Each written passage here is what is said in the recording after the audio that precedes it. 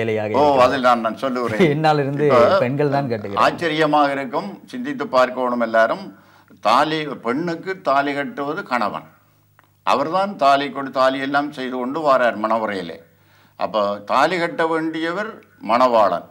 ஆனால் உண்மையிலே யார் தாலி கட்டுகிறார்கள் நீங்கள் அவதானித்து பார்த்தால் அவர் தாலியை பிடித்து கொண்டு நிற்பார்.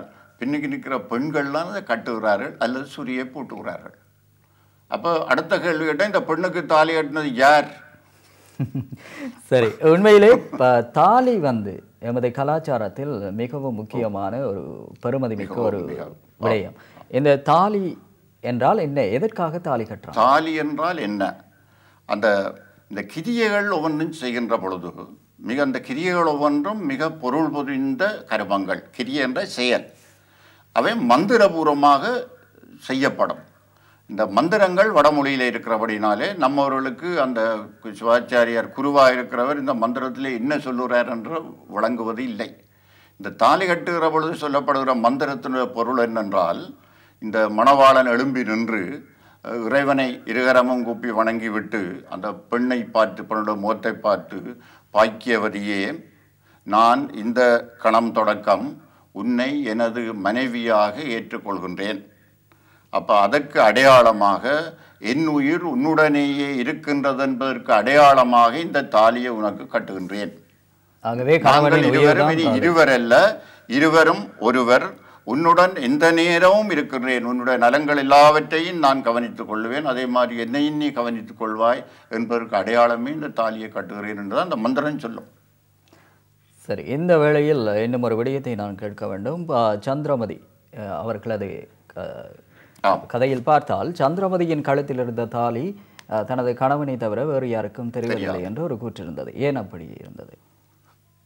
அவளுடைய கற்புக்கு அடையாளம் அது. அவள் பிறக்கின்ற பொழுது அவளுடனேயே பிறந்தது அந்த தாலி. இதை யாருடைய கண்ணுக்கு இது தெரிகிறதோ அவர்தான் கணவனா வருவன் என்று இருந்தது.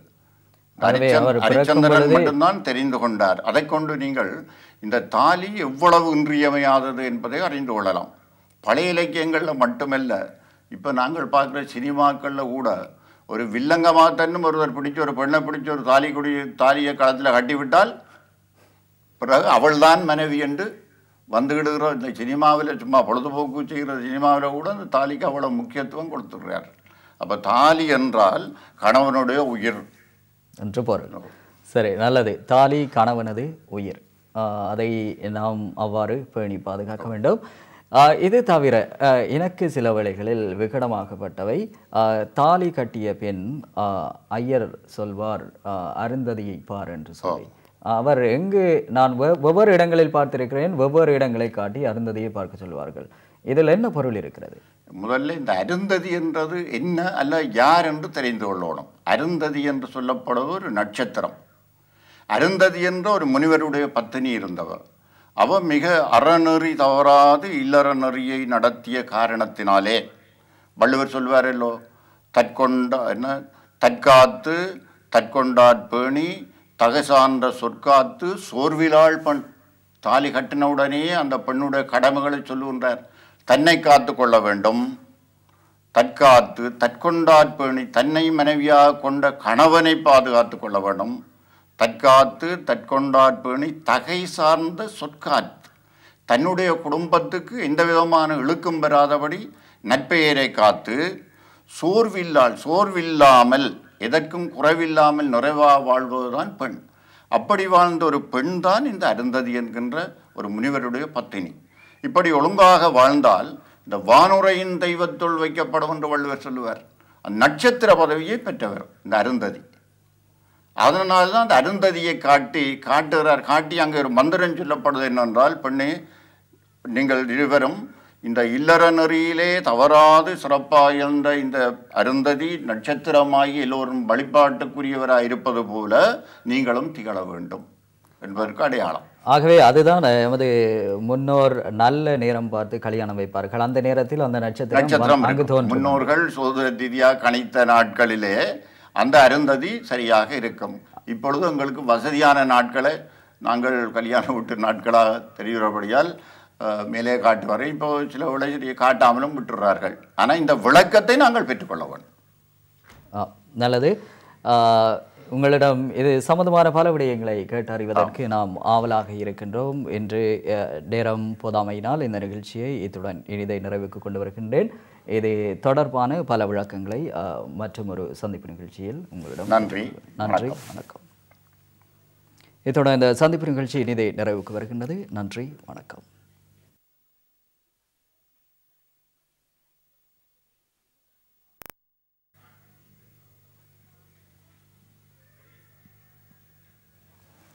அடுத்ததில் இந்த நூல்களை பற்றியும் கொஞ்சம்.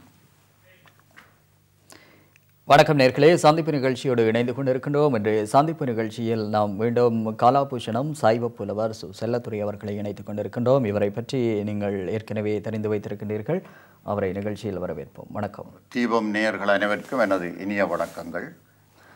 சரி, இதற்கு முதலும் நாம் பல எமது சைவ பண்பாடு, கலை, கலாச்சாரம், எமது வாழ்வியல் பற்றியெல்லாம் பேசியிருந்தோம். நீங்கள் பல வகையான நூல்களை கூட எழுதியிருக்கின்றீர்கள்.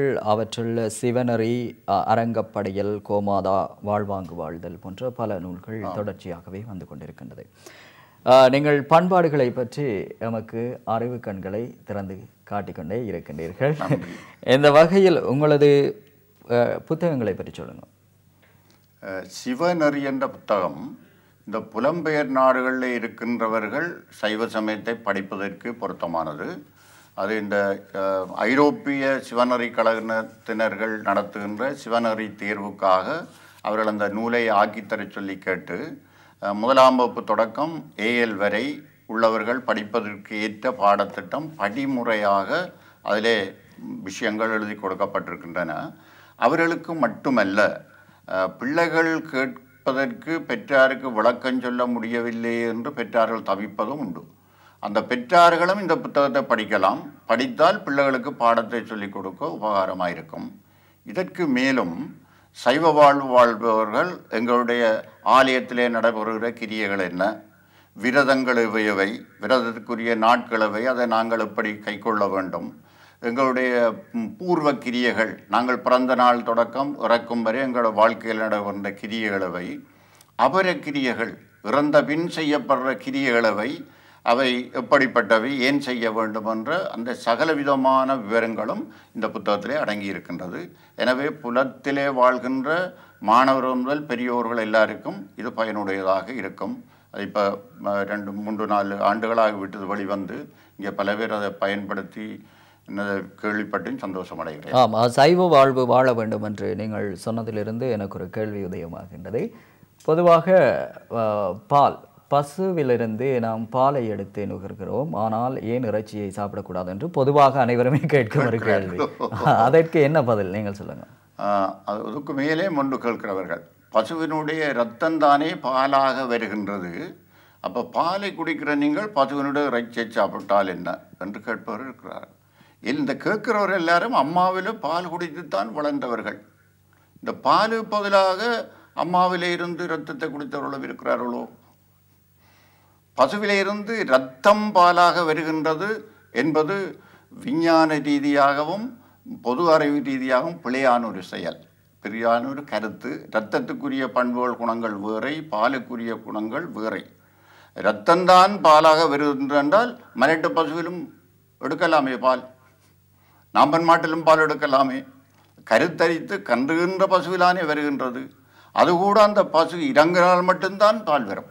மடியிலே பால் இருந்தால் கட்டாயம் பால் எடுக்கலாம் என்று இல்லை. எனவே அதுதான் அந்த பசுவுக்கு நாங்கள் நன்றி செலுத்துகின்றோம். கோமாதா என்று ஆலய பூசையிலே பசுவுக்கும் இடம் உண்டு. அம்மன் வாசல்லே கோமாதா பூசை என்று சொல்லுவார்கள் பசுவை. இந்த பசுவிலே எல்லா தேவர்களும் இருக்கின்றார்கள் என்று இந்த ஆலயத்திலே வைத்து கோமாதா பூசை செய்வதும், கல்யாண வீட்டில் தாலிகட்டி முடிந்தவுடனே பசுவையும் கன்றையும் கொண்டு வந்து மணமக்கள் தரிசிக்க விடுகிறதும், புது வீடு கட்டி குடிபுறத்துக்கு முதல் அந்த சுவாமி அறையிலே இந்த பசுவை கொண்டு போய் கட்டி வைப்பதும், புதிய கோயில் கட்டி கும்பாபிஷேகம் செய்யறதுக்கு முதல் கருவறையிலே பசுவை கொண்டு போய் கட்டி வைப்பதும், ஒரு பெரிய மகா கும்பாபிஷேகம் நடைபெறும் என்றால் முதல் கிரியை ஒரு பசுவை கொண்டு வந்து ஆலய வாசலிலே வைத்து குருக்களையா தன்னுடைய கையாலே அந்த பாலை கறந்துதான் கொண்டு போய் பூசையெல்லாம் செய்வார். சிந்தித்து பாருங்கள், பசு இல்லாட்டா கோயிலில் பூஜை நடவாது. பாலில்லாம் பூஜை செய்யலாமோ? இல்லை. தயிர், நெய், மோர் எல்லாம் தரும். ஆனபடியால் இந்த பாலை குடிப்பவர்கள் இறைச்சியை சாப்பிட்டால் என்ன என்பது மிக ஒரு அறியாமையான கேள்வி. சரி, மற்ற விடயம் பொதுவாக எமது மரண கிரியைகள் இடம்பெற்றவுடன் நாம் பிரேதங்களை எரிப்பது வழமையா புதைப்பது வழமையா என்பதில் கூட சந்தேகங்கள் இருக்கின்றது. அந்த சந்தேகத்தை நல்ல ஒரு சிந்தனை. ரெண்டு நிலையையும் பார்க்கிறோம், புதைப்பதையும் பார்க்கிறோம், எரிப்பதையும் பார்க்கிறோம். நாங்கள் இந்த சைவ சமய தத்துவ கண்ணோட்டத்தில் பார்க்கிற பொழுது நாங்கள் எரிக்கின்றோம் சைவ சமயத்தவர்கள்.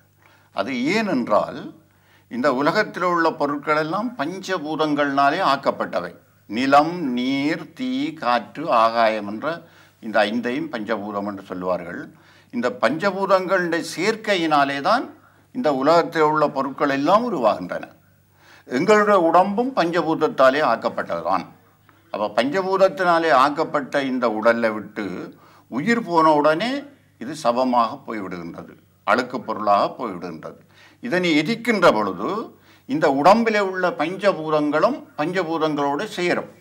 நீங்கள் பாருங்கள், எரிகின்ற பொழுது இந்த உடத்தில் உள்ள பொம்மையெல்லாம் நெருப்பாக போய்விடும் இல்லையோ. எரிகின்ற பொழுது இதில் உள்ள நீரெல்லாம் நீர் ஆவியாக போய்விடும். இதில் உள்ள காற்று காற்றோடு கலந்துவிடும். இதில் உள்ள மண் அது சாம்பராக போய்விடும். அப்போ நிலம், நீர், தீக, ஆகாயம் என்னோட உடம்பை பிடித்து வைத்திருக்கிற ஆகாயம் வெளியினுடைய அந்த வெளி ஆகாயத்துடன் கலந்துவிடும். ஆகவே பஞ்சபூதத்தினாலே ஆக்கப்பட்ட இந்த உடம்பை அப்படியே பஞ்சபூதமாகவே பிரித்துவிட்டு அதற்குரிய வழிபாட்டை செய்கின்ற வகையிலே தான் இந்த எரிக்கின்ற வகை. அப்புறம் அந்த சாம்பரை கூட கொண்டே புனிதமான தீர்த்தத்திலே கரைத்து விடுறதுங்கிற சைவ பண்பாட்டில் உள்ளது. அப்படியான வழிகளில் ஏன் புதைக்கிறார்கள்? அது இன்னொரு பகுதியினருடைய கோட்பாடு. இப்போ மனித குலத்திலே ஒவ்வொரு இனத்தவர்களுக்கும் ஒவ்வொரு விதமான கோட்பாடு இருக்கும். அவர்கள் தாங்கள் ஒரு குறிப்பிட்ட இடத்திலே அதை புதைத்து ஆண்டுதோறும் அதில் வந்து வழிபாடு செய்ய வேணும். கிறிஸ்தவர்கள் அநேகமாக புதைப்பார்கள், வழிபாடு செய்ய வேணும் என்ற கோட்பாடுடையவர்கள். சைவ சமயத்தவர்களை எரிப்பது தான் எங்களுடைய வழக்கம். அதெல்லாம் வயது வித்தியாசங்கள், பால் வேறுபாடு வித்தியாசம் இருக்கு. சின்ன பிள்ளைகள், குழந்தைகளை எரிப்பதில்லை, அவர்களை புதைத்து தான் விடுவார்கள். கர்ப்பிணி தாய்மார்களை கூட, கர்ப்பிணி தாய்கள் குழந்தைகளை எரிப்பதில்லை. அக்கினியையும் தெய்வமாக நினைக்கின்ற ஒரு நினைவு இருக்கின்றது அல்லவா. அந்த அக்னியும் அழுக்காக வேண்டும், அழுக்காக கூடாது என்பதற்கும் அடுத்தது அதை தாங்க முடியாமல் இருக்கும். ஒரு குழந்தையை, பெற்ற குழந்தையை இழந்தவர்களுடைய துக்கம் அதை எரிக்கின்ற பொழுது தாங்க முடியாமல் இருக்கும் என்பதற்காக இருக்கலாம். சரி, பொதுவாக நாம் பஞ்சாங்கம் அவற்றை தான் தளமாக வைத்து எமது நாட்களை எல்லாம் கணிப்பது வழமை. அதிலும் கூட வாக்கிய பஞ்சாங்கம், எண்கணித பஞ்சாங்கம் என்று இருக்கின்றது. அது என்ன வேறுபாடு? அதற்குரிய வித்தியாசத்தை சொல்லுங்கள்.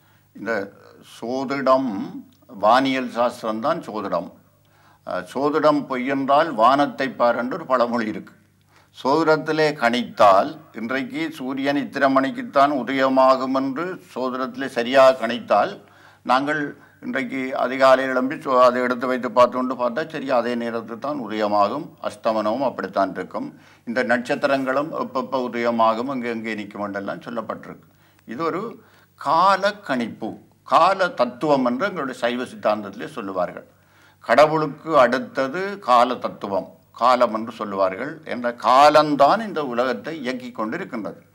அப்போ அந்த முதலே சொன்ன மாதிரி இந்த சூரியனுடைய அந்த வான வட்ட வழியிலே சூரியன் ஒரு வருஷத்திலே சுற்றி வருகின்றார், சந்திரன் ஒரு மாதத்திலே சுற்றி வருகின்றது, 27 நட்சத்திரங்கள் சம்பந்தப்படுகின்றன, இந்த 9 கிரகங்களும் சம்பந்தப்படுகின்றன.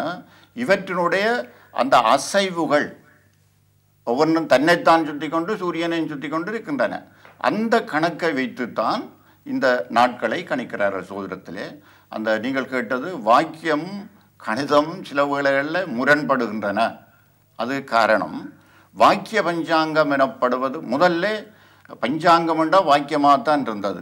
யாருடைய வாக்கியம் என்றால் திரிகாலம் உணர்ந்த முனிவர்கள் என்று சொல்வார்கள்.